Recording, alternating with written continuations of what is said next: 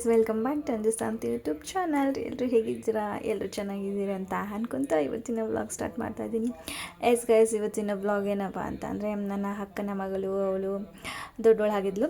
So ಅದರದ್ದು ಶಾಸ್ತ್ರಗಳನ್ನೆಲ್ಲ ಮಾಡ್ತಾಯಿದ್ವಿ. So 16 ದಿವಸದ್ದು ಹೋಮ ಪೂಜೆಗಳೆಲ್ಲ ಮಾಡ್ತಾಯಿದ್ವಿ.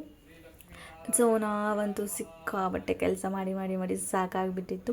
ಯಾಕಂದರೆ ಯೂಶ್ವಲಾಗಿ ಮಕ್ಕಳು ದೊಡ್ಡವರಾದರೆ ಮನೆಯೆಲ್ಲ ಪೇಂಟ್ ಮಾಡ್ಸೋದು, ಪಾತ್ರೆ ಎಲ್ಲ ತೊಳೆಯೋದು ಇದು ಸಾಮಾನ್ಯ. ಕೆಲವರು ಸಂಪ್ರದಾಯ ಪಾಲಿಸೋರು ಇದನ್ನೆಲ್ಲ ಮಾಡ್ತಾರೆ. ಸೊ ಇನ್ನು ಮಿಕ್ಕಿದವರು ಇಂಥದ್ದೆಲ್ಲ ಕೆಲಸ ಎಲ್ಲನೂ ಮಾಡ್ಕೊಳ್ಳೋದಿಲ್ಲ.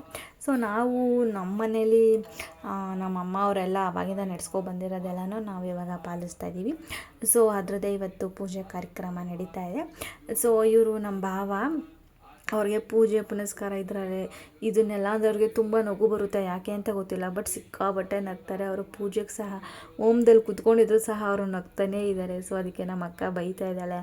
ಆಮೇಲೆ ಪುರೋಹಿತರು ಕೂಡ ಹೇಳಿದ್ರು, ನೋಡಿ ಈ ಥರ ಎಲ್ಲ ನಗಬಾರ್ದು, ಸೊ ನಿಮ್ಗೆ ಆಗಲಿಲ್ಲ ಅಂದರೆ ನೀವು ಎದ್ದುಬಿಡಿ ಅಂತ ಹೇಳಿದ್ರು. ಹಂಗಾದರೂ ಅವರು ಕಷ್ಟ ಬಿದ್ದು ಮಾಡಿದ್ರು. ಆಮೇಲೆ ಆಗಲಿಲ್ಲ, ಅವ್ರ ಕೈಲಿ ಎದ್ದು ಈ ಕಡೆ ಬಂದುಬಿಟ್ರು. ಸೊ ಪೂಜೆ ಆದಮೇಲೆ ಎಲ್ಲ ಪೂಜಾರು ಮಂತ್ರ ಏನೇನೋ ಹೋಮದ ನೀರೆಲ್ಲನೂ ಹಾಕಿಬಿಟ್ಟು ಎಲ್ಲರೂ ಮನೆಯೆಲ್ಲನೂ ಶುದ್ಧ ಮಾಡಿದ್ರು. ಸೊ ಆಮೇಲೆ ಮಗಳು ಕೈಲೂ ಅದು ತಾಂಬೂಲ ಎಲ್ಲನೂ ಕೊಟ್ಬಿಟ್ಟು ಅವಳಿಗೂ ಆಶೀರ್ವಾದ ಮಾಡಿ, ಸೊ ಆಮೇಲೆ ಇವರು ದಕ್ಷಿಣೆ ಎಲ್ಲ ಈಸ್ಕೊಂಡು ಇವರು ಸಹ ಸಂಪ್ರದಾಯ ಎಲ್ಲ ಮುಗಿಸ್ಕೊಟ್ಬಿಟ್ಟು ಹೋದರು ನಮಗೆ ಪೂಜೆ ಪುನಸ್ಕಾರ ಎಲ್ಲನೂ. ಸೊ ಆಮೇಲೆ ನನ್ನ ಮಗಳು ಡ್ರೆಸ್ ಹಾಕ್ಕೊಂಡಿದ್ಲು, ಚಿಕ್ಕಿ ವೀಡಿಯೋ ಮಾಡಿ ಅಂತ ಹೇಳ್ತಿದ್ಲು. ಸೊ ಅವಳದು ವೀಡಿಯೋ ಮಾಡಾದ್ಮೇಲೆ ನಾನು ಕೂಡ ಸ್ನಾನ ಮಾಡಿಕೊಂಡು ಬಂದೆ. ಆ್ಯಂಡ್ ನಮ್ಮ ಅಕ್ಕ ದೇವ್ರ ಮನೆ ಎಲ್ಲ ಪಾತ್ರೆ ಎಲ್ಲ ತೊಳೆದು ಕ್ಲೀನ್ ಮಾಡ್ತಿದ್ಲು. ಸೊ 16 ದಿವಸದಿಂದ ನಾವೇನು ಪೂಜೆ ಕೂಡ ಮಾಡಿರಲ್ಲ. ಆಮೇಲೆ ಎಲ್ಲ ಪಾತ್ರೆ ಎಲ್ಲ ತೊಳೆದ್ಬಿಟ್ಟು ದೇವ್ರ ಮನೆ ಪೂಜೆ ಎಲ್ಲ ಮುಗಿಸ್ಕೊಂಡ್ವಿ. ಅದಾದಮೇಲೆ ಇನ್ನೇನು ಊಟ ಅಡುಗೆ ಕಾರ್ಯಕ್ರಮ ಇದ್ದೇ ಇರುತ್ತಲ್ಲ.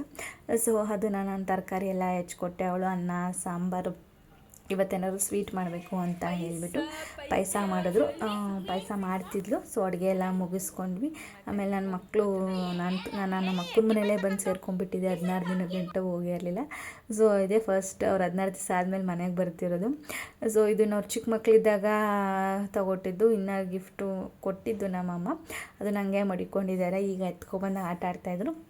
ಆ್ಯಂಡ್ ನನ್ನ ತಮ್ಮ ಬೇರೆ ಅವ್ನ ಬರ್ಡೇ ಇತ್ತು ಅವತ್ತು. ಸೊ ಬಾ ಅಂತ ಹಿಂಸೆ ಕೊಡ್ತಾಯಿದ್ವಿ. ಅವ್ನು ವೀಡಿಯೋ ಕಾಲಲ್ಲೇ ಮಾತಾಡ್ಬಿಟ್ಟು ಬರಲ್ಲ ಅಂತ ಹೇಳ್ತಿದ್ದೆ. ಸೊ ಆಮೇಲೆ ನೋಡೋದು ಬಾ ಅಂತ ಇದ್ದಾರೆ, ಬರ್ತಾನೆ ಇರಲಿಲ್ಲ. ಆಮೇಲೆ ನೋಡಿದ್ರೆ ಸೊ ಮಂಡ್ಯಕ್ಕೆ ಬಂದೇ ಬಿಟ್ಟಿದ್ದಾನೆ.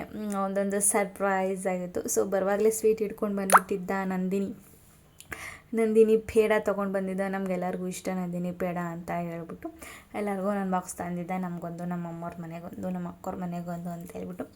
ಸೊ ಅದಾದಮೇಲೆ ನನ್ನ ಮಕ್ಕಳು ಎಲ್ಲ ಚಾಕ್ಲೇಟ್ ಎಲ್ಲ ತೆಗೆಸ್ಕೊಂಡು ಬಂದಿದ್ದರು. ಆ್ಯಂಡ್ ಎಲ್ಲ ತಿಂದುಬಿಟ್ಟು ನೋಡಿ ನನ್ನ ತಮ್ಮ ಇವನಿಗೆ ಈ ವರ್ಷ ನೆಕ್ಸ್ಟ್ ಇಯರ್ ಮದುವೆ ಮಾಡಬೇಕು, ಇನ್ನೂ ಮಗು ಥರ ಆಡ್ಕೊಂಡು ಕೂತಿದ್ದಾನೆ.